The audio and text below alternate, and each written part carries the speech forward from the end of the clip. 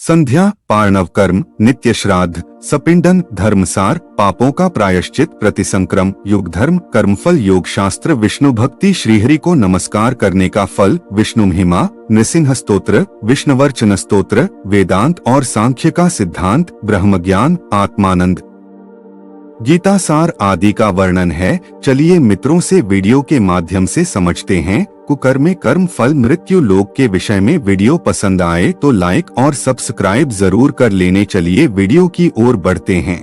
अध्याय 1 पहले भाग में भगवान विष्णु की भक्ति की विस्तृत विवेचन किया गया है। इसमें भक्ति, ज्ञान, वैराग्य, सदाचार एवं निष्काम कर्म की महिमा, यज्ञ, दान, ताप, तीर्थ सेवन, देव पूजन आदि वर्णन है। इसके साथ इसमें व्याकरण, छंद, ज्योतिष, आयुर्वेद, रत्नसार, नीतिसार का उल्लेख है। बहुत ध्यान देने वाली बात की जा रही है इस वीडियो में। कृपया अगर आप वीडियो को नहीं देख रहे हो तो वीडियो को चालू करके रख देना, क्योंकि आपको आत्मविश्वास और आत्मा बुद्धि ज्ञान प्राप्त हो जाएगा। चलिए अब आगे की ओर चलते हैं। इस खंड को प्रेतकल्प भी कहते हैं। प्रेतकल्प में 35 अध्याय हैं।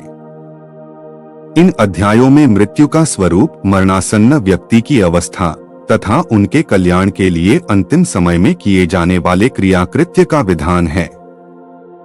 यमलोक, प्रेतलोक और प्रेत योनि क्यों प्राप्त होती है, उसके कारण, दान महिमा, प्रेत योनि से बचने के उपाय, अनुष्ठान और श्राद्ध कर्म आदि का वर्णन विस्तार से किया गया है। इसमें भगवान विष्णु ने गरुण को यह सब भी बताया है कि मरते समय एवं मरने के तुरंत बाद मनुष्य की क्या गति होती है और उसका किस प्रकार की योनियों में जन्म होता है। गरुड़ पुराण के अनुसार जिस समय मनुष्य की मृत्यु होने वाली होती है उस समय वह बोलने का यत्न करता है, लेकिन बोल नहीं पाता। कुछ समय में उसकी बोलने, सुनने आदि की शक्ति नष्ट हो जाती है। उस समय शरीर से अंगूठे के बराबर आत्मा निकलती है, जिसे यमदूत पकड़ यमलोक ले जाते हैं। यमराज के दूत आत्मा को यमलोक तक ले जाते हुए डराते हैं और उसे नरक में मिलने वाले दुखों के बारे में बताते हैं। यमदूतों की ऐसी बातें सुनकर आत्मा जोर जोर से रोने लगती है। यमलोक तक जाने का रास्ता बड़ा ही कठिन माना जाता है। जब जीवात्मा तपती हवा और गर्म बालू पर चल नहीं पाती और भूख प्यास से व्याकुल हो जाती है, तब यमदूत उसकी पीठ पर चाबुक मारते हुए उसे आगे बढ़ने के लिए कहते हैं। वह आत्मा जगह जगह गिरती है और कभी बेहोश हो जाती है, फिर वो उठकर आगे की ओर बढ़ने लगती है।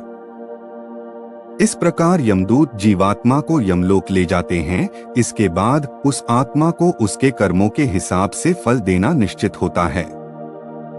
इसके बाद वह जीवात्मा यमराज की आज्ञा से फिर से अपने घर आती है। बताया गया है कि घर आकर वह जीवात्मा अपने शरीर में फिर से प्रवेश करना चाहती है, लेकिन यमदूत उसे अपने बंधन से मुक्त नहीं करते और भूख प्यास के कारण आत्मा रोने लगती है। इसके बाद जब उस आत्मा के पुत्र आदि परिजन अगर पिंडदान नहीं देते तो वह प्रेत बन जाती है और सुनसान जंगलों में लंबे समय तक भटकती रहती है।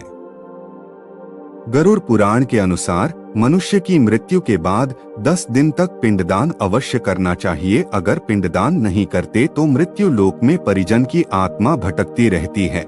यमदूतों द्वारा 13वें दिन फिर से आत्मा को पकड़ लिया जाता है।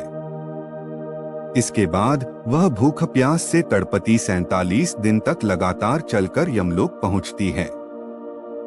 गरुड़ पुराण अनुसार बुरे कर्म करने वाले लोगों को नरक में कड़ी सजा दी जाती है, जैसे लोहे के जलते हुए तीर से इन्हें बींधा जाता है। लोहे के नुकीले तीर में पाप करने वालों को पिरोया जाता है। कई आत्माओं को लोहे की बड़ी चट्टान के नीचे दबाकर सजा दी जाती है।